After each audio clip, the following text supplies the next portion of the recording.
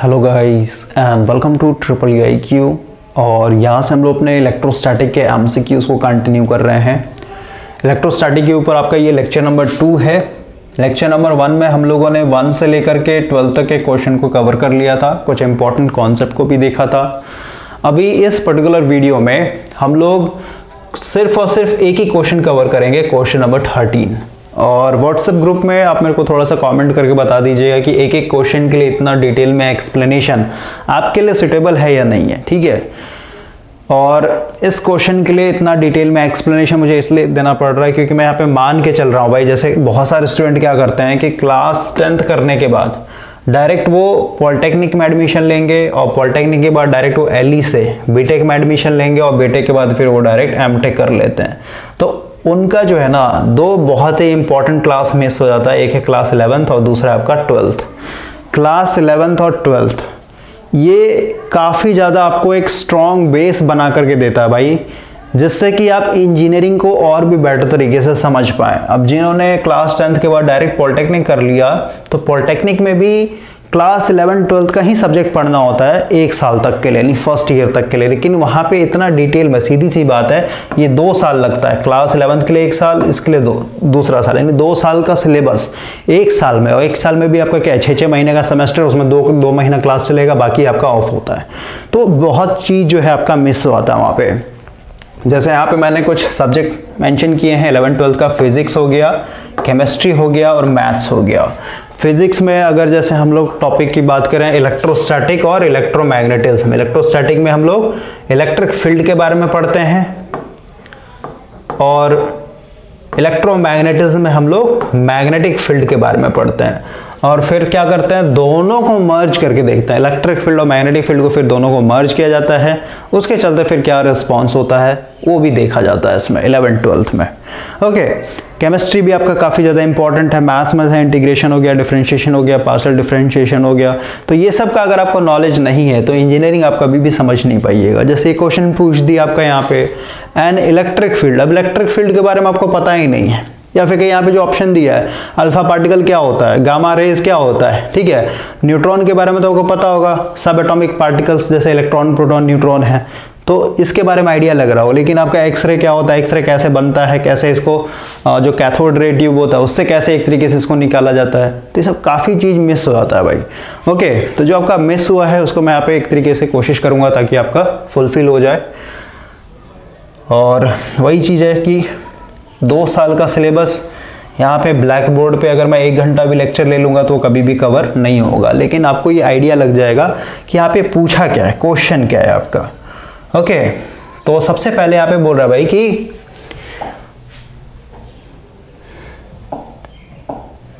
देखिए क्वेश्चन क्या बोल रहा है, an electric field can deflect. तो इलेक्ट्रिक फील्ड कैसे बनता है, मैंने आपको बताया है कि कहीं पे भी कोई चार्ज रखा हुआ होगा, जैसे मान लेते हैं पॉजिटिव और इसका नाम देता हूं Q1 चार्ज है, तो ये चार्ज क्या करेगा, अपना इलेक्ट्रिक फील्ड बनाएगा इमेजिनरी लाइन के थ्रू। इस तरीके से हम लोग दिखाते हैं कुछ डिस्टेंस तक, और उस डिस्टेंस को हम लोग बोलते हैं कि इन्फिनिटी डिस्टेंस तक क्या कर रहा है, ये अपना इलेक्ट्रिक फील्ड बना रहा है, राइट। अब ये भी हम लोग को पता है कि इस इलेक्ट्रिक फील्ड में अगर हम लोग बाहर से किसी भी चार्ज को लेकर के आएंगे, जैसे मान लेते हैं मैंने यहाँ पे एक टेस्ट चार्ज रख दिया। टेस्ट चार्ज हमेशा क्या होता है, पॉजिटिव चार्ज रहेगा वो, और हमेशा 1 कूलम का चार्ज होता है, उसको हम लोग टेस्ट चार्ज बोलते हैं भाई, ठीक है। मान लेते हैं 1 कूलम का मैंने यहाँ पे एक टेस्ट चार्ज रख दिया। टेस्ट चार्ज इसलिए बोला जाता है, जैसे आप इमेजिन कीजिए कि मेरे हाथ पे एक चार्ज रखा हुआ है भाई, ठीक है, एक चार्ज रखा हुआ है यहाँ पे, ऐसे समझिए। सिर्फ और सिर्फ मैं यहाँ पे Q1 लिखता हूँ, मान लेते हैं ये चार्ज है मेरा। लेकिन इस चार्ज का मुझे साइन नहीं पता है कि प्लस चार्ज है या फिर माइनस चार्ज है, यानी इलेक्ट्रिक फील्ड बाहर की तरफ बनाएगा या फिर अंदर की तरफ बनाएगा, ये हम लोग को नहीं पता है। तो इस चीज़ को पता करने के लिए हम लोग क्या करते हैं कि इसके इलेक्ट्रिक फील्ड में, जैसे मान लेते हैं डिफ़ॉल्ट में, मान लेते हैं इसका इस तरीके का इलेक्ट्रिक फील्ड, ओके। तो डिफ़ॉल्ट में हम लोग क्या कर रहे हैं, एक टेस्ट चार्ज को लेकर के आ रहे हैं, नहीं पॉजिटिव 1 कूलाम के चार्ज को लेकर के आ रहे हैं। तो जैसे ही आप इसको लेकर के आएंगे यहाँ पे, तो अगर ये चार्ज टेस्ट चार्ज बाहर की तरफ आने लगेगा, बाहर की तरफ भागने लगेगा, तो हम लोग को ऑटोमेटिक पता चल जाएगा कि ये जो अननोन चार्ज है ये एक पॉजिटिव चार्ज है। और वही अगर आप टेस्ट चार्ज को अंदर की तरफ जाते हुए देखेंगे, यानी अंदर की तरफ अगर फोर्स लग रहा होगा, तो हम लोग को पता चल जाएगा कि ये एक नेगेटिव चार्ज है। इसलिए हम लोग टेस्ट चार्ज बोलते हैं भाई, ठीक है, क्योंकि इसी के सहारे हम लोग एक अननोन चार्ज के पॉलरिटी को आइडेंटिफाई कर पाते हैं कि पॉजिटिव है या फिर नेगेटिव है। तो हम लोग को पता है कि कोई भी चार्ज है इलेक्ट्रिक फील्ड बनाएगा, और अगर हम लोग बाहर से इसके अंदर कोई चार्ज लेकर के आते हैं तो सीधी सी बात है, इस चार्ज को क्या करेगा, बाहर की तरफ धकेलेगा। ओके, बाहर की तरफ रिपल्सन फोर्स जो लगा रहा है इसी को हम लोग बोलते हैं डिफ्लेक्ट करेगा, डिफ्लेक्शन होगा, यानी इसको धक्का देगा एक तरीके से। तब ऑप्शन के हिसाब से बोल रहा है कि इनमें से किस चीज को इलेक्ट्रिक फील्ड में लाने से, यानी इलेक्ट्रिक फील्ड के अंदर रखने से उसके ऊपर डिफ्लेक्शन होगा। अब आपको ये सब के बारे में पता ही नहीं है। न्यूट्रॉन जैसे ये तो न्यूट्रल होता है भाई, तो ये ऑप्शन तो कभी भी होगा ही नहीं इसका आंसर, ठीक है, ये ऐसी गलत हो गया आपका। अब आपका बचा यहाँ पे 3 चीज, ठीक है, अल्फा पार्टिकल, गामा रेस या फिर कहिए एक्स रेस। तो अभी यहाँ पे आंसर मैं बता देता हूँ। अल्फा पार्टिकल होता है, गामा के ऊपर कोई चार्ज नहीं होता, ठीक है, अल्फा के ऊपर आपका पॉजिटिव 2 चार्ज होता है। अब अल्फा पार्टिकल क्या होता है, गामा रे क्या होता है, बीटा पार्टिकल क्या होता है, इसके लिए अब हम लोग थोड़ा सा कॉन्सेप्ट सीखेंगे, और आज इस पर्टिकुलर लेक्चर में हम लोग यही चीज सीखने वाले हैं। देखिए, अगर हम लोग यहाँ पे रिएक्शन की बात करें, टाइप्स ऑफ रिएक्शन की बात करें, जो कि केमिस्ट्री का एक तरीके से पार्ट है, तो 3 तरीके का आपका रिएक्शन होता है। एक है आपका केमिकल रिएक्शन, दूसरा आपका फिजिकल रिएक्शन, और तीसरा आपका न्यूक्लियर रिएक्शन। केमिकल रिएक्शन में क्या होता है भाई, जैसे अगर मैं यहाँ पे फोटो से आपको दिखाऊं ताकि आपके दिमाग में काफी लंबे समय तक रहे ये चीज, जैसे यहाँ पे डिफरेंशिएट किया गया है आपके लिए केमिकल एंड फिजिकल चेंज, या फिर कहिए केमिकल रिएक्शन और फिजिकल रिएक्शन। केमिकल रिएक्शन में क्या होता है कि आपका कभी भी रिएक्शन के होने के बाद आप कभी भी इसको रिवर्स नहीं कर सकते हैं। जैसे मान लेते हैं भाई, आपने एक न्यूज़पेपर को जला दिया, या फिर कहिए आपने इस कॉपी को जला दिया, तो एक कॉपी जो है जल करके राख बन जाएगा, और वो जो राख है उस राख को फिर से आप रिवर्स करके कॉपी नहीं बना सकते हैं इस तरीके से। यानी केमिकल रिएक्शन में, फिर केमिकल चेंज में क्या होता है कि कभी भी रिवर्स नहीं किया जा सकता है, और आपका हमेशा रिएक्शन के बाद एक न्यू चीज बन जाता है। जैसे आपने कॉपी को जला दिया, तो उसके बाद जो राख बना, वो राख क्या एक तरीके से एक नया चीज है। ओके, जैसे लोहे में जंग लगना, ठीक है, तो जंग लगने के बाद जो इसका जो भी आपका रिमेनिंग चीज बनेगा वो एक तरीके से क्या है, वो एक नया प्रोडक्ट बन जाता है। डाइजेशन, आपने जो खाना खाया है, ठीक है, तो उसके बाद डाइजेशन के बाद क्या हो, एक नया प्रोडक्ट बन चुका है। जैसे सिंपल सा एग्जांपल लेते हैं, दूध है आपके पास, ठीक है, दूध से अगर आपने दही जमा दिया तो उस दही को फिर से दूध नहीं बना सकते आप, और वो जो दही बना है वो एक नया प्रोडक्ट है आपका। यहाँ पे रोटिंग दिखाया कि जैसे सेब सड़ गया या फिर नाशपाती सड़ गया, तो इसको वापस फिर से आप नहीं कर सकते हैं। फिजिकल चेंज में क्या होता है कि आप फिर से, जैसे पानी का एग्जांपल है, जैसे बर्फ है, तो बर्फ को फिर से पानी बना सकते हैं आप, ठीक है, या फिर कहिए आपका पानी है तो पानी को फिर से आप बर्फ बना सकते हैं। ओके, मेल्टिंग हो गया, बॉइलिंग हो गया, शेडिंग हो गया, चॉपिंग हो गया, तो ये सब क्या है आपका फिजिकल चेंज। यानी केमिकल चेंज में कभी भी आप रिवर्स नहीं कर सकते हैं सिचुएशन को, और हमेशा नया प्रोडक्ट देखने को मिलेगा। फिजिकल चेंज में आपका क्या है, एक तरीके से आप वापस उसको रिवर्स कर सकते हैं, उसमें कोई भी नया चीज नहीं बनता है आपका। तो केमिकल रिएक्शन समझ में आ गया, फिजिकल रिएक्शन समझ में आ गया। अब हम लोग का न्यूक्लियर रिएक्शन। न्यूक्लियर रिएक्शन जो है भाई, ये एक स्पॉन्टेनियस रिएक्शन है। यहाँ पर मैं लिखते चला जाऊंगा, स्पॉन्टेनियस। स्पॉन्टेनियस का मतलब होता है अपने आप, ठीक है, अपने आप ये रिएक्शन होता है। इसके लिए आपको कोई भी लैब नहीं चाहिए, लेबोरेटरी में नहीं लाना पड़ेगा, आपको कोई भी चीज नहीं चाहिए, अपने आप ऑटोमेटिक होता है। मतलब आप कह सकते हैं ये एक नेचर का हिस्सा है। जैसे आग है, आग जल रहा है, ठीक है, आग क्या है, एक फंडामेंटल चीज है इस पूरे यूनिवर्स का। या फिर कहिए चार्ज, कहीं पे भी चार्ज रखा हो तो इलेक्ट्रिक फील्ड बना रहा है, वो क्या है, एक तरीके से फंडामेंटल चीज है, वैसा होता है। उसके पीछे का आप एक्सप्लेनेशन नहीं दे सकते कि ऐसा क्यों होता है। या फिर कहिए वायर के अंदर अगर इलेक्ट्रॉन्स फ्लो हो रहे हैं, यानी इलेक्ट्रॉन्स फ्लो होने के चलते उसको करंट बोल रहे हैं, तो जो करंट है वो एक फंडामेंटल चीज है, उसके पीछे का कोई भी आप एक्सप्लेनेशन नहीं दे सकते हैं। वो इस नेचर में एग्जिस्ट करता है एक तरीके से।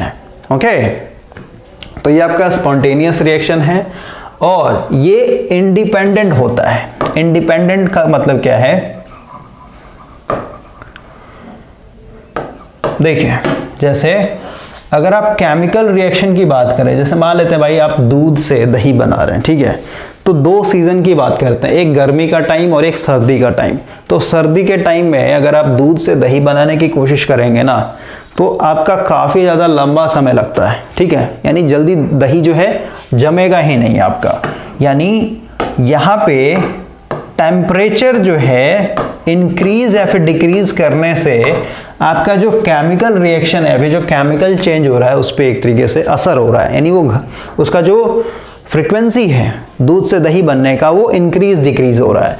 या फिर कहिए प्रेशर की अगर बात करें तो जैसे हम लोगों ने केमिकल रिएक्शन, फिजिकल रिएक्शन में क्या देखा, फिजिकल रिएक्शन में जैसे बॉइलिंग हो गया, मेल्टिंग हो गया, तो वहाँ पे आपका टेम्परेचर भी मैटर करेगा, कम या फिर इंक्रीज होने से आपका वो मैटर करेगा कितना, मतलब उसका फ्रीक्वेंसी फास्ट होगा या फिर धीमा होगा। प्रेशर भी आपका इंक्रीज या फिर डिक्रीज करने से ये दोनों के ऊपर क्या होता है, एक तरीके से असर पड़ता है। लेकिन न्यूक्लियर रिएक्शन जो है भाई, न्यूक्लियर रिएक्शन ये सब पे इंडिपेंडेंट होता है, टेम्परेचर ज़्यादा है फिर कम है, प्रेशर ज़्यादा है फिर कम है, इसको कोई मतलब नहीं होता है। ओके, और ये हमेशा क्या है, स्पॉन्टेनियस रिएक्शन है, मतलब अपने आप होगा ये।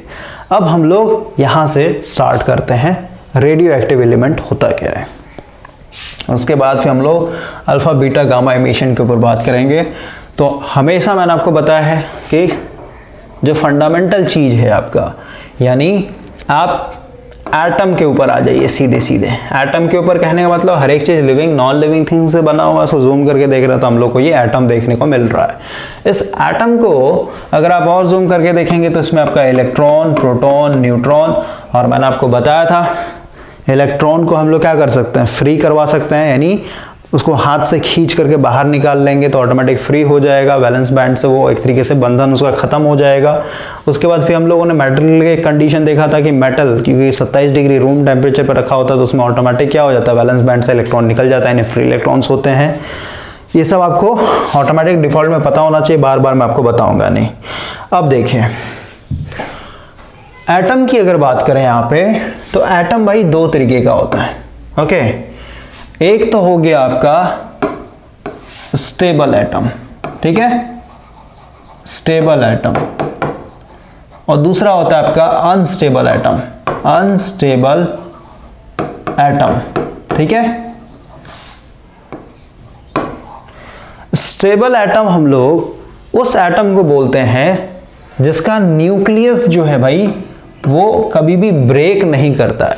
अब एटम का अगर स्ट्रक्चर दिखाऊं, जैसे एल्युमिनियम का ही ले लेते हैं हम लोग, तो एल्युमिनियम के लिए अगर हमने यहाँ पे इलेक्ट्रॉनिक कॉन्फ़िगरेशन दिखाई है, पॉजिटिव हो गया न्यूक्लियस, एल्युमिनियम का 13 होता है एटॉमिक नंबर। एटॉमिक नंबर क्या बताता है, प्रोटॉन के नंबर को बताता है, इसके अंदर क्या है 13 पॉजिटिव चार्ज है, क्लियर। और न्यूट्रॉन, तो न्यूट्रॉन के ऊपर कोई चार्ज नहीं होता, इसलिए हम इसको पूरा पूरा प्लस दिखा रहे हैं। ये आपका फर्स्ट बैंड हो गया जिसमें 2 इलेक्ट्रॉन होगा, सेकंड में 8 हो जाएगा, और ये थर्ड में आपका क्या हो जाएगा, 3 इलेक्ट्रॉन हो जाएगा, इस तरीके से, क्लियर हो गया। अब देखिए स्टेबल एटम उस एटम को बोलते हैं जिसका न्यूक्लियस कभी भी ब्रेक डाउन नहीं करता है, ठीक है, यानी वो स्प्लिट नहीं करेगा कभी भी, टूटेगा नहीं कभी भी।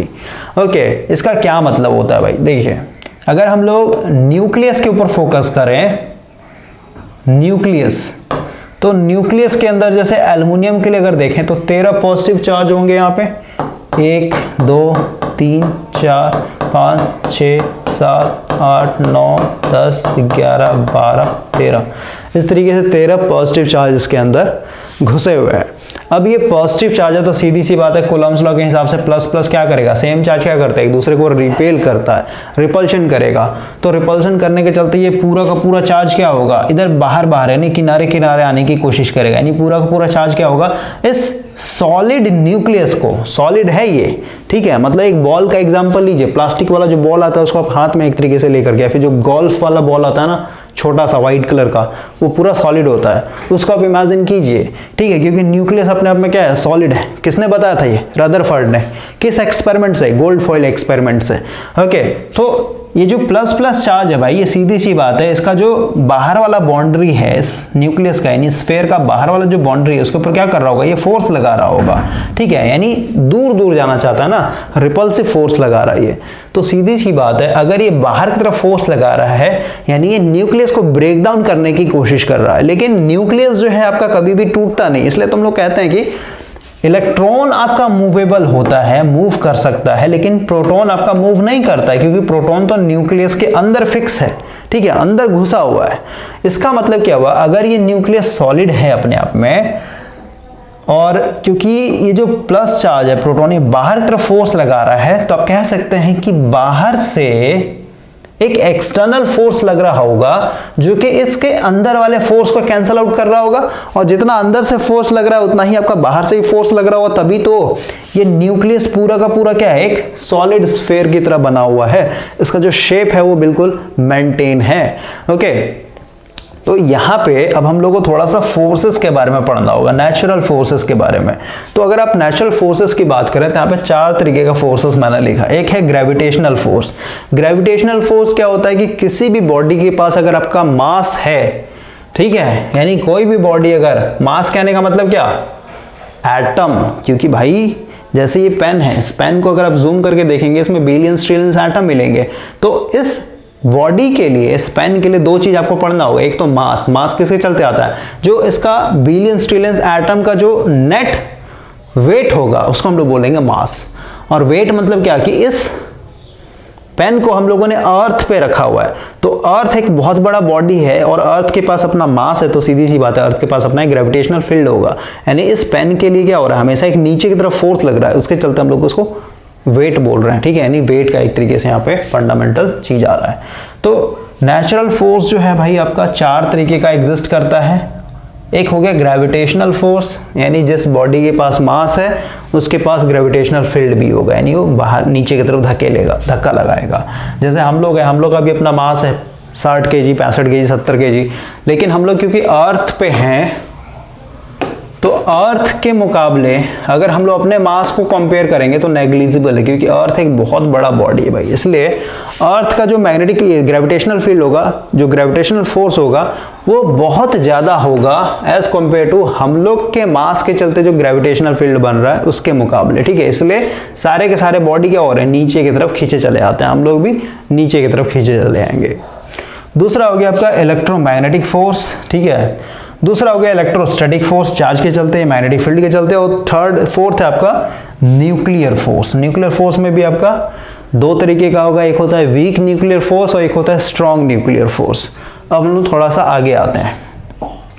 तो अभी ये जो न्यूक्लियस है, ये न्यूक्लियस अगर अपना शेप मेंटेन किए हुए है तो सीधी सी बात है बाहर से कोई ना कोई फोर्स लग रहा होगा, और इस फोर्स को हम लोग बोलते हैं न्यूक्लियर फोर्स। और ये जो न्यूक्लियर फोर्स होगा भाई, क्योंकि ये स्टेबल एटम है, तो न्यूक्लियर फोर्स मैंने बताया कि इसमें 2 तरीके का फोर्स होता है। एक होता है वीक न्यूक्लियर फोर्स और दूसरा होता है आपका strong nuclear force. Strong nuclear force, तो स्टेबल एटम के ऊपर हमेशा स्ट्रॉन्ग न्यूक्लियर फोर्स लगता है बाहर से, तभी अंदर के शेप को क्या कर रहा है, फिर कहीं अंदर का जो फोर्स लग रहा है, ठीक है, ये वाला जो फोर्स लग रहा है इसको ये कैंसिल आउट करके इसके शेप को मेंटेन करके रखता है। ओके, और इसलिए हम लोग कहते हैं कि स्टेबल एटम का जो न्यूक्लियस है ये अपने आप में एक तरीके से एक शेप को मेंटेन किया, और शेप के अंदर ही क्या है, एक तरीके से आपका प्रोटॉन फिक्स होता है। प्रोटॉन को हम लोग बाहर नहीं निकाल सकते हैं, यानी प्रोटॉन कभी भी मूव नहीं करता है। लेकिन वही अगर हम लोग अनस्टेबल एटम पे शिफ्ट होंगे, अनस्टेबल एटम कहने का मतलब जैसे आप यूरेनियम का ले लीजिए, ठीक है, यूरेनियम का एटॉमिक नंबर आप देखिएगा तो ये होता है 92। ओके, इसका मतलब क्या हुआ कि इसका जो न्यूक्लियस होगा, इस न्यूक्लियस के अंदर 92 पॉजिटिव चार्ज होंगे इस तरीके से, और ये पूरा पॉजिटिव चार्ज क्या कर रहा होगा, बाहर की तरफ फोर्स लगा रहा होगा बाहर निकलने के लिए, रिपल्सिव फोर्स। ओके, इस तरीके का।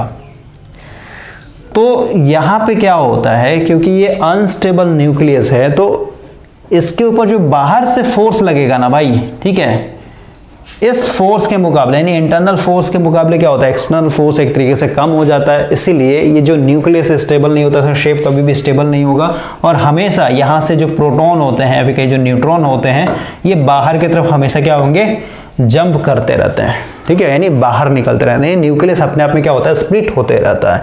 इसीलिए इसको हम बोलते हैं nuclear reaction, nuclear chain reaction, यानी न्यूक्लियस के अंदर होने वाला जो भी फेनोमेना हो रहा है, ठीक है। रेडियो एक्टिविटी जब पढ़ेंगे आप तो पूरा पूरा न्यूक्लियस के अंदर ही होता है भाई, इसमें इलेक्ट्रॉन से हम लोग को कोई लेना देना नहीं होता है, क्योंकि न्यूक्लियस ही क्या हो रहा है, यहाँ पे ब्रेक डाउन होता है। तो अनस्टेबल एटम उस एटम को बोलते हैं जिसका न्यूक्लियस हमेशा क्या हो, स्प्लिट होते रहे। और क्योंकि ये यहाँ से बार बार प्रोटॉन और न्यूट्रॉन निकल रहे हैं तो सीधी सी बात है, ये जो मास होगा इस न्यूक्लियस का, जो मास होगा मतलब एटॉमिक मास जो बोलते हैं भाई, क्या होता है आपका ये प्रोटॉन प्लस न्यूट्रॉन के सम को ही तो बोलते हैं हम लोग एटॉमिक मास, समझ रहे हैं। और क्योंकि यहाँ से आपका बार बार प्रोटॉन न्यूट्रॉन निकल रहा है तो इस न्यूक्लियस का जो मास होगा ये हमेशा क्या होगा, कमेगा, डीके होगा। इसको बोलते हैं टेक्निकल लैंग्वेज डीके होना, डीके मतलब क्षय होना, उसका मास घटते चला जाएगा। क्लियर हुआ। और ये जो प्रोटॉन निकल रहा है, न्यूट्रॉन निकल रहा है, ये अपने आप होता है, इसके लिए आपको कुछ भी नहीं करना है, इसलिए हम बोलते हैं स्पॉन्टेनियस रिएक्शन, अपने आप हो रहा है ये। अब हम लोग थोड़ा सा आगे बढ़ते हैं।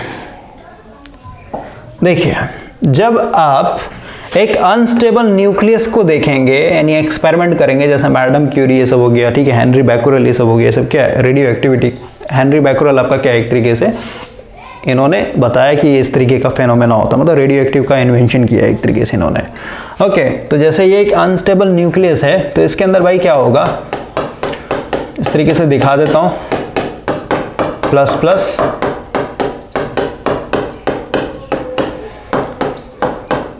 इसको हम लोग बोलते हैं पेरेंट्स, ठीक है, इसको हम लोग बोलते हैं पेरेंट्स न्यूक्लियस, ठीक है, पेरेंट्स न्यूक्लियस।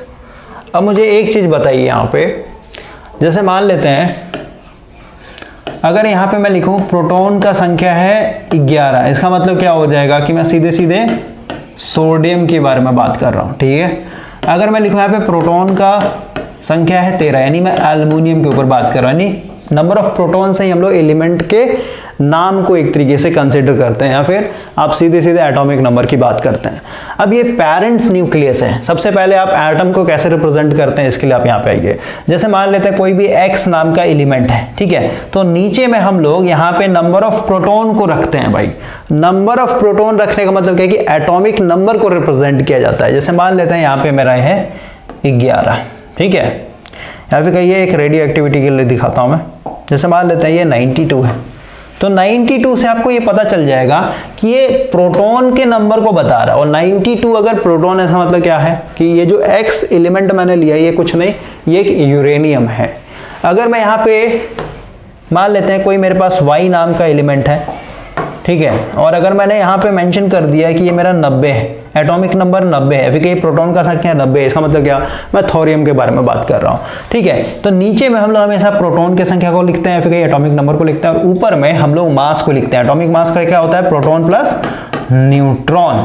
ओके, तो जो जैसे आपका यहाँ पे मैंने यूरेनियम लिया है, ठीक है, तो यूरेनियम का जैसे मान लेते तो जो मास होगा 92 तो प्रोटॉन होंगे और इसमें न्यूट्रॉन भी होंगे, तो इसका मैं यहाँ पे लिखता हूँ 236 होता है ऐसे, ठीक है। अब देखिए यहाँ पे मैं एक चीज लिखता हूँ भाई, आइसोटॉप्स भी होते हैं, ठीक है। आइसोटॉप्स क्या होता है ये सब आपको पता होना चाहिए भाई। वही चीज मैंने बोला कि 1 साल का सब्जेक्ट यहाँ पे 1 घंटे के लेक्चर में नहीं कवर किया जा सकता है। आइसोटॉप्स क्या होते हैं कि एलिमेंट आपका सेम रहेगा, ठीक है, मतलब उसमें नंबर ऑफ प्रोटॉन 92 ही रहेंगे, लेकिन उसमें नंबर ऑफ न्यूट्रॉन जो होता है चेंज हो जाता है, ठीक है। किसी में 10 है तो किसी में 11 है, किसी में 12 है, समझ गए। जैसे यहाँ पे देखिए ये 92 हो गया, ये तो कंफर्म है। अब इसका मास मैंने 236 लिख दिया, इसका मतलब क्या, इसमें न्यूट्रॉन का संख्या कितना होगा, 236 में से अगर हम लोग 92 घटा देंगे कितना हो जाएगा आपका, ये 4, ये हो जाएगा 13 में से 9 जाएगा तो ये हो जाएगा 4, यानी 144 क्या है इसके अंदर न्यूट्रॉन है। तो आइसोटॉप्स उसको बोलते हैं भाई कि एटॉमिक नंबर सेम रहेगा, ठीक है। एटॉमिक नंबर सेम है अगर, इसका मतलब क्या हुआ कि मेरा एलिमेंट सेम है, एक्स एलिमेंट ही है, यूरेनियम की ही बात कर रहे हैं। लेकिन उसमें जैसे अभी आपका क्या है 144 था न्यूट्रॉन का संख्या, ठीक है।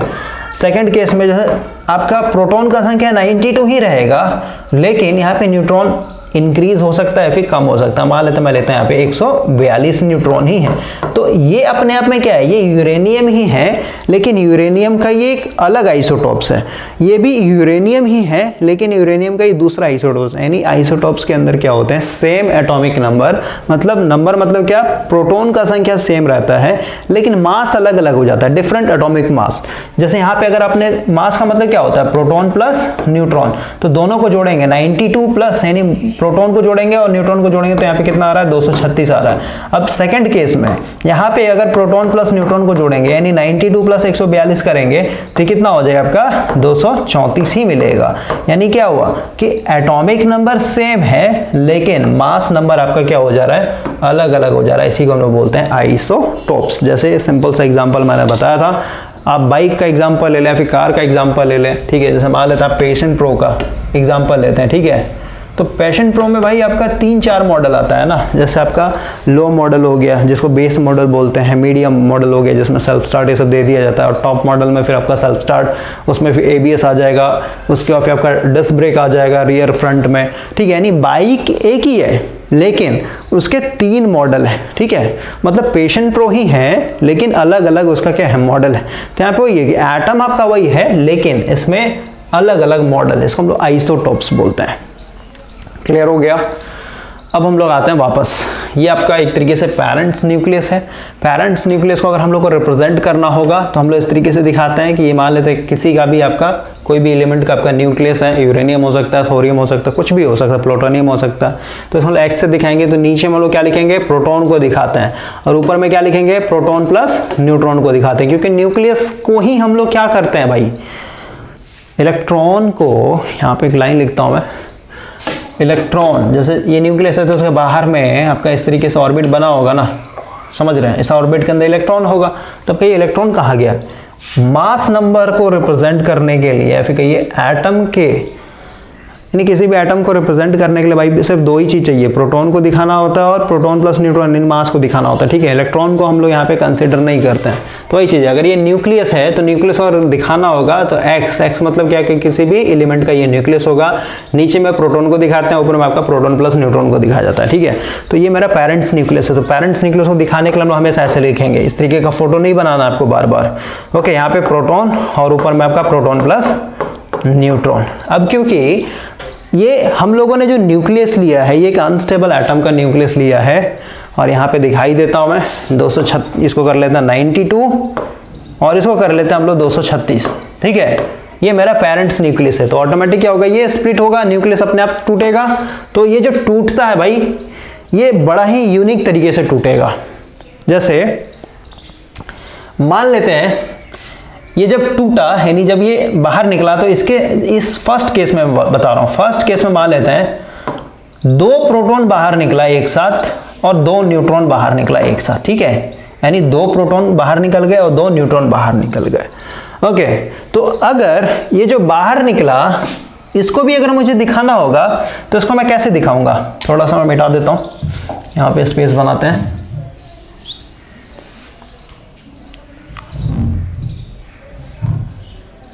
देखिए ये जो 2 प्रोटॉन बाहर निकला, 2 न्यूट्रॉन, इसको भी अगर मुझे दिखाना होगा तो इसको मैं ऐसे लिखता हूं। जैसे मान लेते हैं इसको मैं ऐसे दिखाता हूं y से, ठीक है। तो नीचे में हम लोग किसको दिखाते हैं, प्रोटॉन को। तो यहां पे मैं क्या लिखूंगा 2, क्योंकि 2 प्रोटॉन एक साथ जंप कर गया, ठीक है। इसको ऐसे दिखा देता हूं मैं,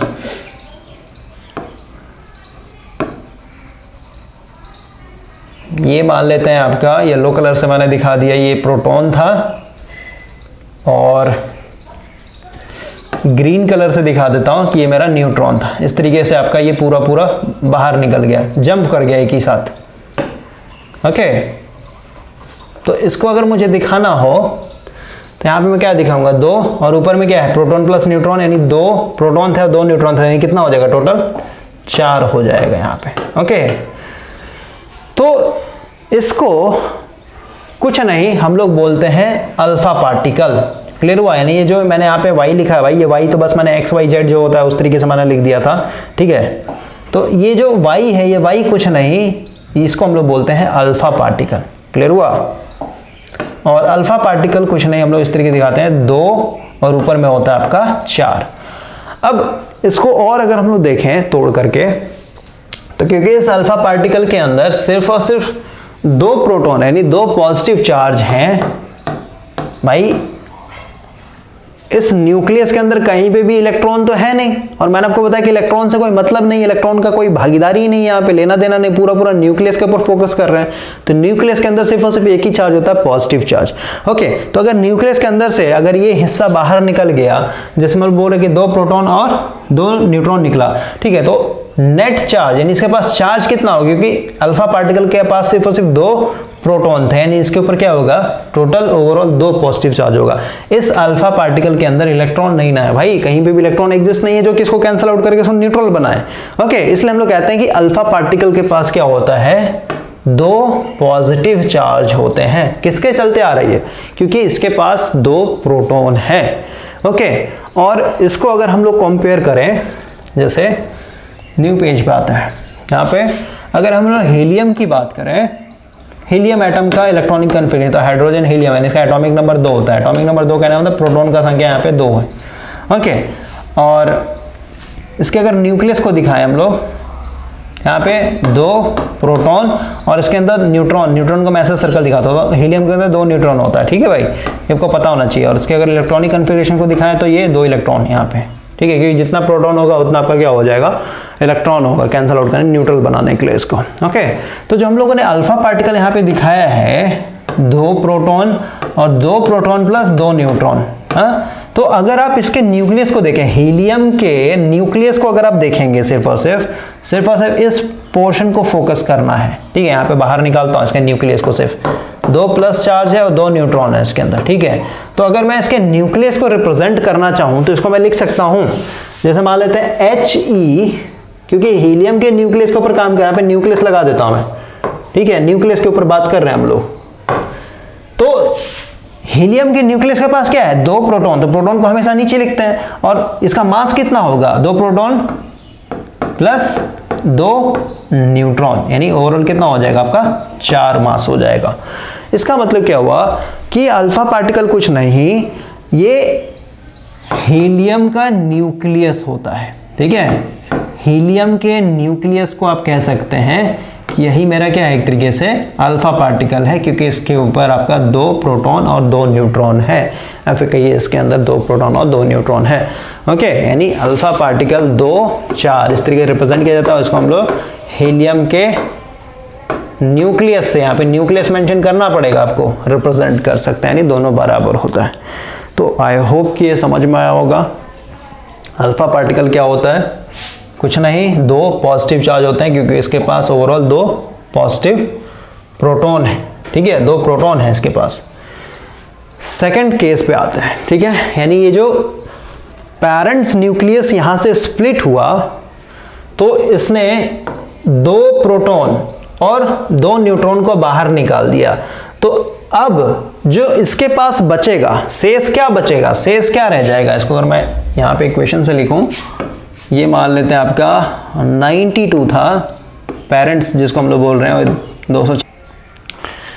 देखिए ये जो बीटा इमिशन है ना भाई, ये ऐसे समझ में नहीं आएगा, इसके लिए थोड़ा सा और मैं आपको बेस बना करके देता हूँ, क्योंकि ये पूरा आपका न्यूक्लियस के अंदर का फेनोमेना है। ओके, तो न्यूक्लियस के अंदर क्या होता है भाई, समझिए, जैसा भी मैंने आपको एग्जांपल दिया था यूरेनियम का, यूरेनियम को हम लोगों ने कैसे दिखा था, 92 और इधर था आपका 236, सही बात है। तो इसमें प्रोटॉन तो आपका 92 है, लेकिन जब हम लोगों ने न्यूट्रॉन को खोजा, मतलब न्यूट्रॉन का अगर वैल्यू निकाला, यानी 236 में से 92 घटा देंगे तो ये आपका आ रहा था 144, ये आपका था number of proton, right, sorry number of neutron. तो कुछ न्यूक्लियस में क्या होता है कि नंबर ऑफ न्यूट्रॉन ये बहुत ज़्यादा होता है, जैसे 144 है और प्रोटॉन 92 है मात्रा, ठीक है, तो नंबर ऑफ न्यूट्रॉन जो है बहुत ज़्यादा होता है as compare to number of proton से। और वही किसी न्यूक्लियस में नंबर ऑफ प्रोटॉन काफ़ी ज़्यादा होता है as compare to number of neutron से। तो ऐसे सिचुएशन में आपका जो है कुछ न्यूट्रॉन प्रोटॉन में बदलते हैं या फिर कहिए कुछ प्रोटॉन जो है आपके न्यूट्रॉन में बदलते हैं, ठीक है। और जब ये चेंजिंग होता है, न्यूट्रॉन को प्रोटॉन में बदलना है फिर प्रोटॉन को न्यूट्रॉन में बदलना, इसके चलते आपका बीटा इमिशन होता है। कैसे होता है समझिए, उसके बाद हम लोग इक्वेशन पे आएंगे। और ये सब भाई फंडामेंटल चीज़ है। अब पूछेगा कि न्यूट्रॉन प्रोटॉन में क्यों बदलता है, तो अभी लास्ट में हम लोग ग्राफ पे बात करेंगे, वहाँ से क्लियर हो जाएगा कि ऐसा क्यों होता है, स्पॉन्टेनियस रिएक्शन क्यों बोलते हैं इसको। तो अभी आप इमेजिन कीजिए कि अगर आपका कोई न्यूट्रॉन प्रोटॉन में बदल रहा है, तो न्यूट्रॉन को अगर रिप्रेजेंट करें तो न्यूट्रॉन के पास कोई प्रोटॉन नहीं है, तो इसको हम लोग 0 लिखेंगे। लेकिन न्यूट्रॉन का एक AMU atomic mass unit consider करते हैं, यानी इसका मास कितना है यहाँ पे 1 है। अगर ये न्यूट्रॉन प्रोटॉन में बदल रहा है तो प्रोटॉन को दिखाने के लिए, क्योंकि प्रोटॉन के ऊपर भी मास 1 होता है, ठीक है, तो मास और मास दोनों बैलेंस हो गया, इधर भी 1 था इधर भी 1 हो गया, राइट। लेकिन यहाँ पे 0 चार्ज था, यानी इसके पास कोई प्रोटॉन नहीं था। लेकिन भाई अगर न्यूट्रॉन प्रोटॉन में बदल रहा है तो सीधी सी बात है प्रोटॉन के पास तो एक चार्ज होता है, ठीक है, यहाँ पे आपको दिखाना पड़ेगा। तो अब मुझे बताइए कि क्या ये बैलेंस LHS और RHS बैलेंस है। इधर आपका मास तो बैलेंस हो गया 1-1, लेकिन नीचे वाला जो चार्ज था प्रोटॉन का संख्या बैलेंस नहीं हो पाया, ये 0 था और यहाँ पे 1-1 आपने कैसे दिखा दिया, ये तो बैलेंस नहीं हो रहा ना। तो इसको बैलेंस करने के लिए हम लोग यहाँ पे प्लस दिखाना पड़ता है कि यहाँ से कुछ निकल रहा है जिसको हम लोग बीटा पार्टिकल बोलते हैं। तो बीटा के ऊपर मास तो 0 होगा क्योंकि मास आपका ऑलरेडी बैलेंस था, ओके। लेकिन यहाँ पे नेट चार्ज अगर 0 है, यानी 0 दिखाए यहाँ पे, तो ऑटोमेटिक यहाँ पे आपको -1 नेगेटिव चार्ज शो करना पड़ेगा। समझ में आ रहा बात को, तभी तो ये प्लस चार्ज और ये माइनस चार्ज कैंसिल आउट होकर क्या हो जाएगा, नेट चार्ज आपका यहाँ पे 0 हो जाएगा, यानी प्रोटॉन जो होगा 0 हो जाएगा और इधर भी आपका प्रोटॉन 0 था। तो अब ये इक्वेशन जो है बैलेंस है आपका। और अगर आप इसको इस तरीके से लिख रहे हैं तो इसको लिखने का क्या मतलब बनता है, जैसे अगर मैं इलेक्ट्रॉन को लिखूं, भाई इलेक्ट्रॉन को यहाँ पे लिखूं, तो इलेक्ट्रॉन को हम लोग कैसे दिखा सकते हैं, इलेक्ट्रॉन का मास कंसीडर नहीं किया जाता है, 10⁻³ इसका मास है, आगे में जो भी वैल्यू है, ठीक है, इसको हम लोग कंसीडर नहीं करते हैं एटॉमिक मास में। एटॉमिक मास में सिर्फ प्रोटॉन प्लस न्यूट्रॉन को हम लोग एटॉमिक मास बोलते हैं, क्लियर हुआ है। नहीं, इलेक्ट्रॉन का मास हम लोग अगर दिखाएं, जैसे मान लो मेरे हाथ में इलेक्ट्रॉन है, एक छोटा सा इलेक्ट्रॉन है, इस इलेक्ट्रॉन को मैं इक्वेशन से दिखाना चाहता हूँ, तो इलेक्ट्रॉन के लिए मैं यहाँ पे E रिप्रेजेंट कर रहा हूँ, तो मास इसका कंसिडर नहीं करते तो मास 0 हो जाएगा। लेकिन इसके ऊपर चार्ज तो क्या है, नेगेटिव में है, और नेगेटिव में जो चार्ज होता है नीचे में क्या दिखाता है भाई, प्रोटॉन को दिखाते हैं ना। लेकिन ये क्योंकि देखिए प्रोटॉन का जो चार्ज होता है, यहाँ पे लिखता हूं, प्रोटॉन का जो चार्ज होता है 1.6 × 10⁻⁻19 कूलम ये होता है, ठीक है। और इलेक्ट्रॉन के ऊपर जो चार्ज होता है, क्योंकि नेगेटिव चार्ज है तो आगे में नेगेटिव लगेगा, 1.6 × 10⁻⁻19 कूलम। तो दोनों चार्ज का मैग्नीट्यूड बराबर होता है। अब बहुत सारे बच्चे कंफ्यूज होते हैं कि प्रोटॉन क्या यहाँ प्लस लगाएंगे, भाई यहाँ प्लस नहीं लगता है, ये जो -19 लिखा है ये आपके मैग्नीट्यूड को बताता है कि आपका जो प्रोटॉन के ऊपर जो चार्ज है, प्लस चार्ज, ये बहुत कम है, बहुत छोटा है, बहुत छोटा है। -19 क्या है, ये मैग्नीट्यूड के बता रहा है, ठीक है। यहाँ पे आपका प्लस छुपा हुआ है, ठीक है। और इलेक्ट्रॉन के लिए, इलेक्ट्रॉन का भी चार्ज क्या है, इसका जो छोटा सा इलेक्ट्रॉन है उसका चार्ज क्या होगा, 10⁻⁻19, यानी इसका भी जो चार्ज है काफी कम है, काफी वीक चार्ज है, ये सब काफी छोटा चार्ज है एक तरीके से, माइनस यहाँ पे लगाना पड़ता है, ठीक है। तो ये दोनों बराबर है ना, प्रोटॉन का चार्ज इलेक्ट्रॉन का चार्ज बराबर है। तो यहाँ पे अगर मुझे दिखाना हो, क्योंकि यहाँ पे प्रोटॉन को दिखाते हैं, तो प्रोटॉन के लिए अगर हम, इसके पास तो प्रोटॉन है नहीं, लेकिन इसके पास क्या है, same equal amount of charge है, इसको हम लोग क्या लिख सकते हैं, -1 दिखा सकते हैं हम लोग। यानी बीटा पार्टिकल को भी एक इलेक्ट्रॉन की तरह ही रिप्रेजेंट कर रहे हैं, तो बीटा पार्टिकल कुछ नहीं होता है, ये एक इलेक्ट्रॉन ही होता है, क्लियर हुआ। अब क्वेश्चन आता है कि अगर आप न्यूक्लियस के ऊपर काम कर रहे हैं, तो न्यूक्लियस के अंदर सिर्फ और सिर्फ न्यूट्रॉन और प्रोटॉन है, तो बीटा पार्टिकल, यानी बीटा पार्टिकल के ऊपर अगर नेगेटिव चार्ज आ रहा है, यानी इसको अगर हम लोग एक इलेक्ट्रॉन ही बोल रहे हैं, तो इलेक्ट्रॉन तो इसके अंदर एग्जिस्ट नहीं करता ना, तो ऐसा कैसे होता है, तो भाई हम लोग को बैलेंस करने के लिए दिखाना पड़ता है, क्लियर हुआ। और वही सेकंड केस अगर हम लोग यहाँ पे कंसिडर करें, जैसे अभी तो हम लोगों ने फर्स्ट केस लिया कि न्यूट्रॉन प्रोटॉन में बदल रहा है, राइट।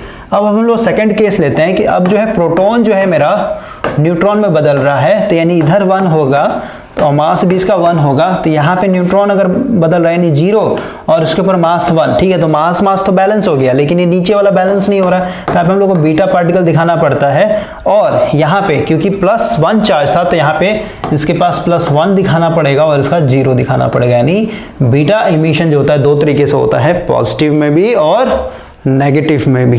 ओके, यानी बीटा पार्टिकल कुछ नहीं, एक प्रोटॉन को भी कंसिडर कर सकते हैं और एक इलेक्ट्रॉन को भी कंसिडर कर सकते हैं हम लोग। तो अब हम लोग वापस से अपने इक्वेशन पे आते हैं। यहाँ पे जो इक्वेशन था आपका, इसमें हम लोगों ने लिया है कि पेरेंट्स है 7 प्रोटॉन और 14 प्रोटॉन प्लस न्यूट्रॉन, तो इसमें हम लोग एक कंसिडर ले लेंगे। जैसे यहाँ पे अगर मैंने 6 दिखा दिया भाई, तो सीधी सी बात है, अगर यहाँ पे 6 दिखाया इधर 7 था, तो सीधी सी बात है एक प्रोटॉन और दिखाया, यानी यहाँ पे पॉजिटिव चार्ज होगा। और अगर ये पॉजिटिव हो रहा है इसका मतलब क्या हुआ, पॉजिटिव हो रहा है इसका मतलब क्या हुआ कि आपका प्रोटॉन जो है न्यूट्रॉन में बदल रहा है।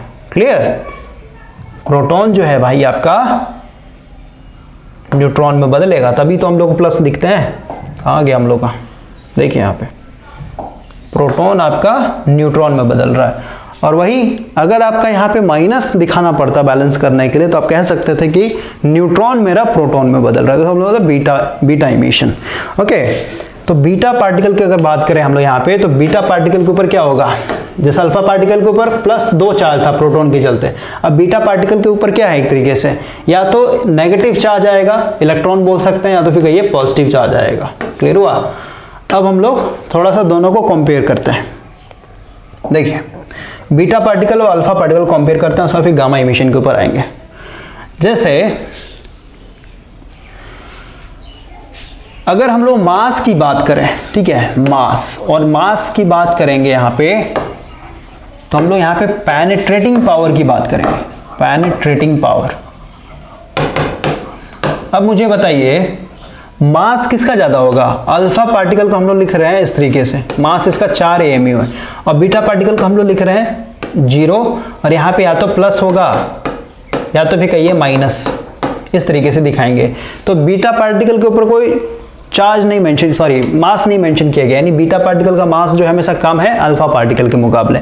इसका मतलब क्या हुआ कि ये एक काफी पतला लड़का है, ठीक है, और ये काफी मोटा लड़का है। अब मोटा लड़का और पतला लड़का में रेस लगाया जाएगा तो कौन तेज दौड़ेगा, पतला वाला लड़का, यानी बीटा पार्टिकल जो है ज्यादा तेज दौड़ेगा। यानी सेम फोर्स से, जैसे मान लेते 10 न्यूटन के फोर्स से मैं इसको धक्का दे रहा हूं और इसको भी 10 न्यूटन फोर्स से धक्का दे रहा हूं, तो कौन ज्यादा वेलोसिटी गेन करेगा, एक्सेलरेशन सबसे ज्यादा किसको एक तरीके से मिलेगा, इसको। यानी इसके पास पेनिट्रेटिंग पावर, पेनिट्रेटिंग पावर कहने का मतलब जैसे मेरे हाथ में अगर कुछ मान लेता पत्थर है, अगर मैं खींच के मारता हूं, ठीक है, तो इस बोर्ड को पार कर पा रहा है नहीं कर पा रहा है, ठीक है, जैसे बुलेट अगर हम लोग यहां से मारेंगे तो ये बोर्ड को आर पार कर देगा, ठीक है, राइट। तो पेनिट्रेटिंग पावर कहने का मतलब क्या है कि सेम फोर्स देने के बाद किसमें, किसी भी चीज को छेदने का या फिर कहिए पेनिट्रेट करके पार होने का ताकत किसके पास ज्यादा है, तो हमेशा बीटा पार्टिकल के पास पेनिट्रेटिंग पावर ज्यादा होता है। क्यों, क्योंकि इसका मास एक तरीके से कम है। अब हम लोग सेकंड चीज पे आते हैं, एक होता है ionising power, ionisation power. Ionisation power क्या होता है, जैसे मान लेते भाई मेरे पास ये एल्यूमिनियम है, ठीक है, ये इसका न्यूक्लियस हो गया, ये इसका first orbit, second orbit, third orbit, ठीक है। थर्ड ऑर्बिट में 3 इलेक्ट्रॉन होते हैं, आपको पता है, ये 2 हो गया, इसमें 8 हो गया और 3 बाहर, कितना हो गया, 2 इसको बोल लेते हैं, ये तो न्यूक्लियस है 2, इसमें आपका 8 हो जाएगा, बाहर में 3। तो अब देखिए मैंने बताया आपको भाई कि ये जो इलेक्ट्रॉन है वैलेंस बैंड में जो पड़े हुए इलेक्ट्रॉन है, इसको फ्री करने के लिए क्या कर सकता हूं मैं, या तो हाथ से पकड़ के बाहर निकाल सकता हूं इसको, या तो फिर कहिए यहां पे मान लेते हैं मैंने अल्फा पार्टिकल लेकर के ले आया है, ठीक है, 2 और ये 4, तो क्योंकि अल्फा पार्टिकल के ऊपर क्या है +2 चार्ज, यानी +2 प्रोटॉन का चार्ज, और ये नेगेटिव होता है ना इलेक्ट्रॉन, तो सीधी सी बात है इसको कितने ताकत से खींचेगा, ये इस इलेक्ट्रॉन को ये बाहर खींच लेगा ना, समझ गए, 2 पॉजिटिव अट्रैक्ट करेगा एक तरीके से। क्लियर हुआ।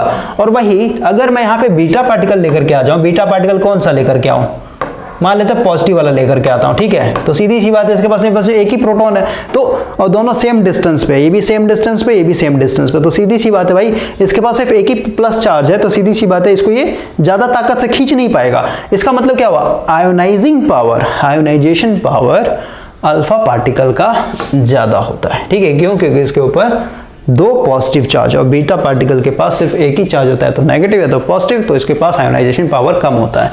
इसको ऐसे भी समझ सकते हैं, मान लेते हैं गैस है, ठीक है, ये पूरा पूरा गैस है। क्लियर हुआ? गैस क्या होता है?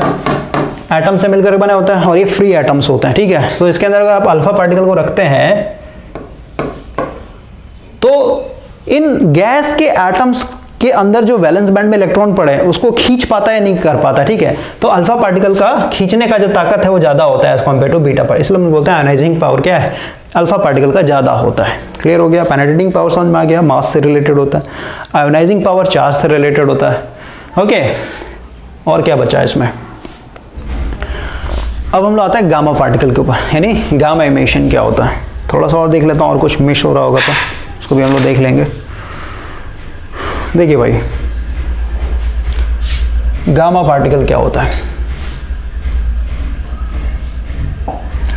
जैसे अभी हम लोगों ने एक इक्वेशन लिखा था, पेरेंट था 92, 236, और जब इसमें आपका अल्फा डीके हुआ 2, 4, तो यहाँ पे आपका जो डॉटर था ये 90 है और ये हो जाए आपका 232। तो जब ये अपने आप को स्प्लिट कर दिया, ठीक है, न्यूक्लियस अपने आप को स्प्लिट कर दिया, तो ये जो आपका पेरेंट्स न्यूक्लियस है, ठीक ना भाई, ये अभी भी क्या है, एक्साइटेड मोड में रहता है, ठीक है। एक्साइटेड मोड में रहने के कारण ये अभी भी क्या करता है, एनर्जी एक तरीके से इमिट करता है। ओके, जैसे अभी मैं यहाँ पे एक चीज दिखाता हूँ भाई, और जो एनर्जी इमिट करेगा वो ईएमआर के रूप में इमिट करता है, ठीक है। अगर आपने इलेक्ट्रॉनिक्स का क्लास नहीं लिया हुआ है, इलेक्ट्रॉनिक्स में बहुत ही डिटेल में आपको बताता है ईएमआर ये सब क्या होता है, ठीक है। ईएमआर कहना मतलब इलेक्ट्रोमैग्नेटिक रेडिएशन, जैसे सन है, ठीक है, तो इस सन से धरती तक जो सनलाइट के रूप में एनर्जी आ रहा है वो क्या है, एक तरीके से ईएमआर ही तो है, इलेक्ट्रोमैग्नेटिक रेडिएशन के रूप में ही तो आ रहा है। और ये जो ईएमआर होते हैं इनके पास अपना क्या होता है, फ्रीक्वेंसी होता है, और फ्रीक्वेंसी जो होता है डायरेक्टली प्रोपोर्शनल एनर्जी, यानी जितना ज़्यादा फ्रीक्वेंसी उतना ज़्यादा उस रेडिएशन के पास एनर्जी। ओके, जैसे अभी मैं आपको एक चीज़ दिखाता हूँ यहाँ पे,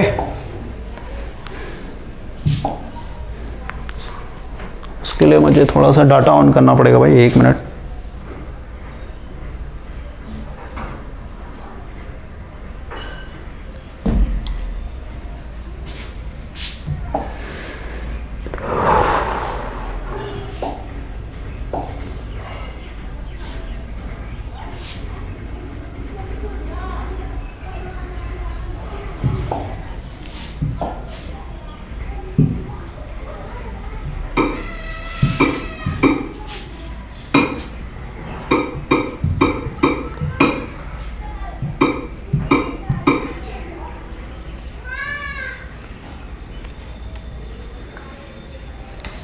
देखिए, ये आपका इलेक्ट्रोमैग्नेटिक वेव का स्पेक्ट्रम बोलते हैं इसको।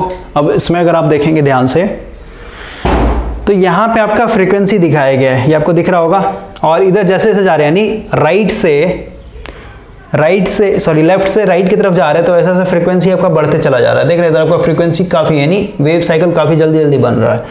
और हम लोग को ये पता है भाई कि जिसका फ्रीक्वेंसी ज़्यादा होगा उसके पास उतना ही ज़्यादा एनर्जी होगा, ठीक है। तो इधर आप देख सकते हैं रेडियो वेव, यानी इसका वेवलेंथ बहुत ज़्यादा होता है, ठीक है, यानी एनर्जी कम है, यानी फ्रीक्वेंसी कम है, यानी एनर्जी कम है। माइक्रोवेव, इंफ्रारेड, अल्ट्रा, उसका एक्सरे, गामा रे। तो गामा रे का अगर आप देखिए इधर आइए तो कॉस्मिक वेव मिलेगा आपको, ठीक है।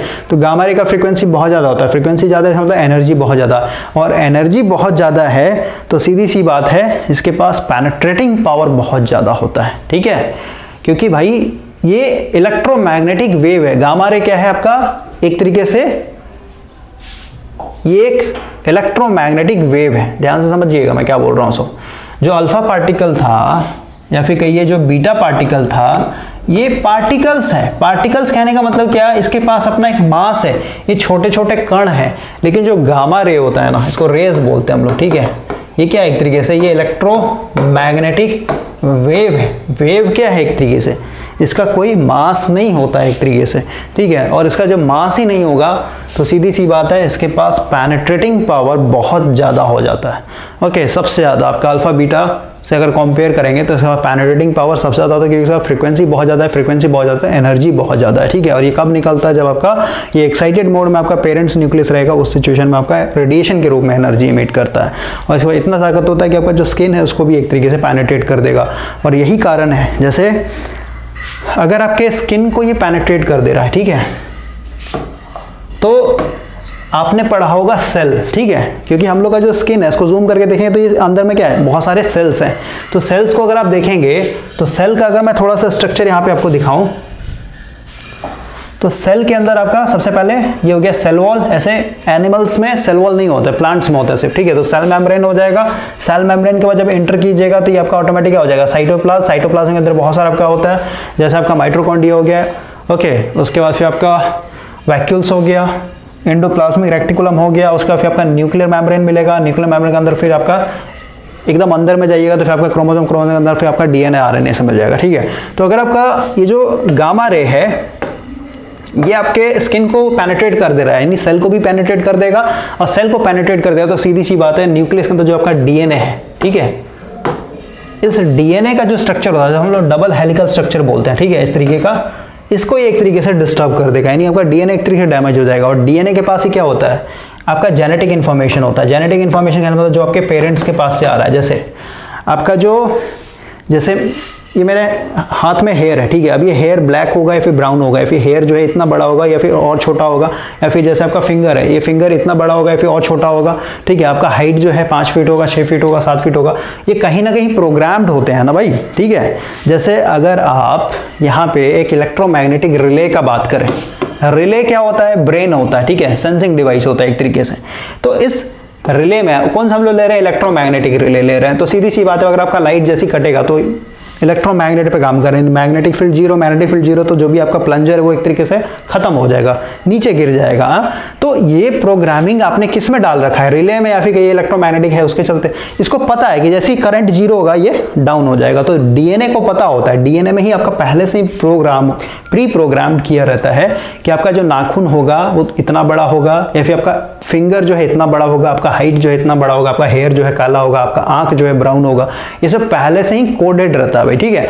तो अगर आपके डीएनए को ही डैमेज कर दे रहा है, यानी आपका जो जेनेटिक इंफॉर्मेशन इसके अंदर जो प्रोग्राम किया होता उस प्रोग्राम में छेड़छाड़ हो गया, और प्रोग्राम में अगर छेड़छाड़ हो गया तो सीधी सी बात है आपका जो ग्रोथ है वो डिसेबल हो जाएगा भाई, ठीक है, यानी वो बहुत अजीब तरीके से ग्रो करेगा। जैसे मान लेते हैं कोई प्रेग्नेंट वुमेन है, प्रेग्नेंट वुमेन जो है मान लेते हैं आपका जो जादूगोड़ा आपके झारखंड में है वहां पे चलेगी, क्योंकि वहां पे यूरेनियम ये सब मतलब आपका रेडिएशन वाला जोन है वो पूरा पूरा, या फिर कहिए आपका जो न्यूक्लियर रिएक्टर होता है, ठीक है, न्यूक्लियर पावर प्लांट के अंदर वहाँ पे कहीं पे भी आपका एक तरीके से रेडिएशन लीक कर रहा है, ठीक है। तो उस केस में अगर कोई प्रेग्नेंट वुमेन जाती है और वो अगर गामा रे एक तरीके से पेनिट्रेट कर गया उसके बच्चे को, यानी उसका जो बच्चे का डीएनए है उसको अगर एक तरीके से डिस्टर्ब कर दिया तो जो बच्चा जो पैदा होगा वो एक तरीके से हैंडीकैप होगा भाई, ठीक है, यानी डिसेबल होगा। और यही कारण है कि जैसे आपका जापान में बॉम्ब गिरा था हिरोशिमा नागासाकी, वहाँ पे आज भी क्या है एक तरीके से जो बच्चे पैदा होते हैं वो डिसेबल होते हैं, ठीक है। आप एक बार गूगल मैप में कर लीजिएगा, सॉरी गूगल पे आप सर्च कर लीजिएगा disable because of gamma ray radiation, ठीक है। आपको वहाँ पे काफ़ी डिफरेंट और काफ़ी डेंजरस फोटो देखने को मिलेगा। तो ये आपका अल्फा बीटा गामा था। और ऐसा क्यों होता है, एक न्यूक्लियस जो कि अनस्टेबल है वो स्टेबल होने के लिए ऐसा बार बार, यानी अपने न्यूक्लियस को बार बार स्प्लिट क्यों करते रहता है, इसको थोड़ा सा हम लोग देखते हैं। यहाँ पे इस वाले फोटो पे आते हैं,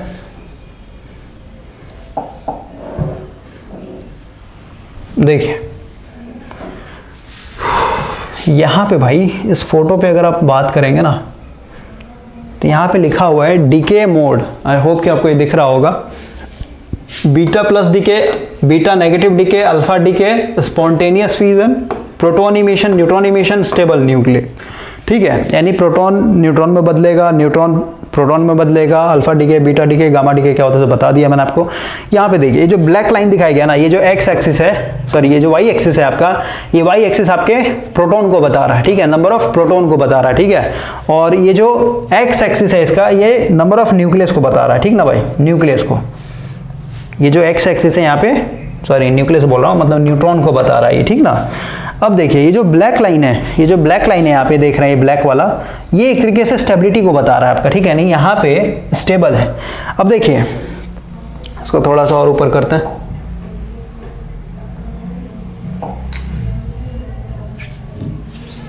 और पेन का कलर थोड़ा सा चेंज करते हैं।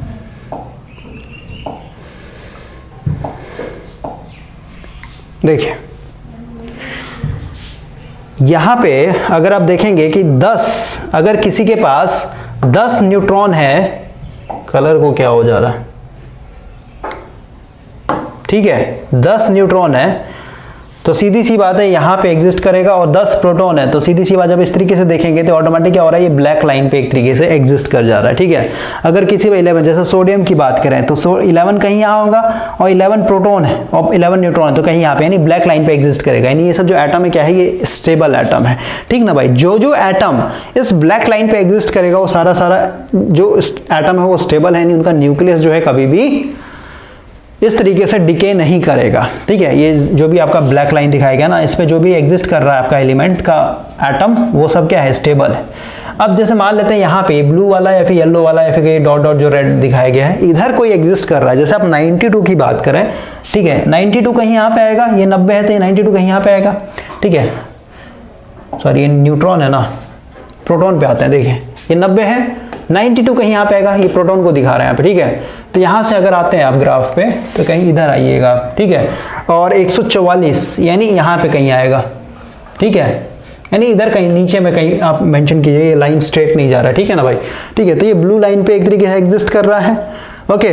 तो ये हमेशा एक तरीके से स्टेबल करने के लिए, मान लेते कोई एटम यहाँ पे एग्जिस्ट कर रहा है, ठीक ना भाई, यानी इस तरीके से आप देख लीजिए, यहाँ पे अगर एग्जिस्ट कर रहा है तो सीधी सी बात है, इसको ब्लैक लाइन पे आने के लिए क्या करेगा, ये इस साइड आने की कोशिश करेगा, यानी इधर ब्लैक लाइन मिल रहा है ना, इसको इस साइड में आने की कोशिश करेगा। इसका मतलब क्या, इसको न्यूट्रॉन और कम चाहिए, इधर आने के लिए न्यूट्रॉन कम चाहिए, यानी न्यूट्रॉन कम चाहिए। इसका मतलब क्या हुआ कि ये न्यूट्रॉन को किस में बदल देगा, प्रोटॉन में बदल देगा, क्योंकि भाई, या फिर कहिए इस पॉइंट से अगर यहाँ इधर भी आ सकते हैं आप और इधर भी आ सकते हैं आप, ठीक है। यानी ऊपर आने के लिए क्या चाहिए आपको, प्रोटॉन का संख्या बढ़ाना होगा। प्रोटॉन का संख्या बढ़ाने के लिए क्या कर सकते हैं आप, यानी स्टेबिलिटी को अचीव करने के लिए अगर इधर इधर इधर इधर कहीं पे भी या फिर कहीं यहाँ कहीं पे भी एक तरीके से अगर कोई एटम एग्जिस्ट कर रहा है नंबर ऑफ न्यूट्रॉन और प्रोटॉन के हिसाब से, तो हमेशा वो ब्लैक लाइन की तरफ शिफ्ट करने की कोशिश करेगा। और ब्लैक लाइन की तरफ शिफ्ट करने के लिए अभी बताइए, तो ऊपर जा सकता है तो फिर नीचे आ सकता है। जैसे यहाँ पे कोई एग्जिस्ट कर रहा है तो सीधी सी बताइए तो नीचे आ सकता है, या तो फिर कहिए आगे आ सकता है। यानी एक तरीके से अपने आप को ये स्प्लिट करेगा ताकि ये ब्लैक लाइन पे एग्जिस्ट कर सके, और ब्लैक लाइन पे एग्जिस्ट करते ही क्या हो जाएगा, ये स्टेबल हो जाएगा। यानी तब तक इसके अंदर आपका चेन रिएक्शन चलते रहेगा जब तक ये स्टेबल ना हो जाए।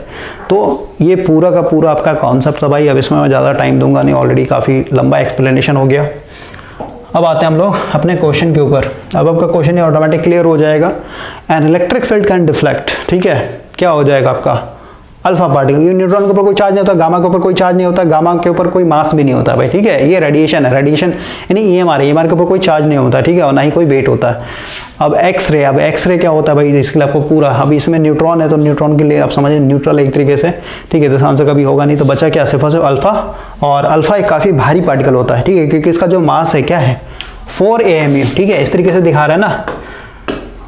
और ये क्योंकि काफ़ी हैवी होता है, तो जो आपके रदरफर्ड थे, ठीक है, रदरफर्ड ने न्यूक्लियस को, ठीक है, कलर चेंज करते हैं, न्यूक्लियस को एक तरीके से डिस्कवर करने के लिए क्या किया था, गोल्ड फॉइल एक्सपेरिमेंट किया था। और वहाँ पे गोल्ड फॉइल एक्सपेरिमेंट मतलब जो बहुत ही पतला थिन था एक तरीके से, ये गोल्ड फॉइल काफ़ी पतला था, ठीक है। इसको समझिए न्यूक्लियस दिखा रहा हूँ मैं, ऐसे डॉट करके न्यूक्लियस दिखा रहा हूँ मैं, ठीक है, और बाहर में आपका ऑर्बिट बना होता है। इधर से क्या किया गया था, अल्फा पार्टिकल का एक तरीके से बम्बार्डिंग किया गया था, ओके। और अल्फा पार्टिकल क्योंकि ये काफ़ी हैवी है, ठीक है, तो सीधी सी बात है, आप सोचिए इसको अगर मैं बड़ा करके दिखाऊं यहाँ पे, ये न्यूक्लियस है यहाँ पे, ठीक है, तो अल्फा पार्टिकल भी काफ़ी हैवी है और इसका न्यूक्लियस भी काफ़ी हैवी है और सॉलिड है।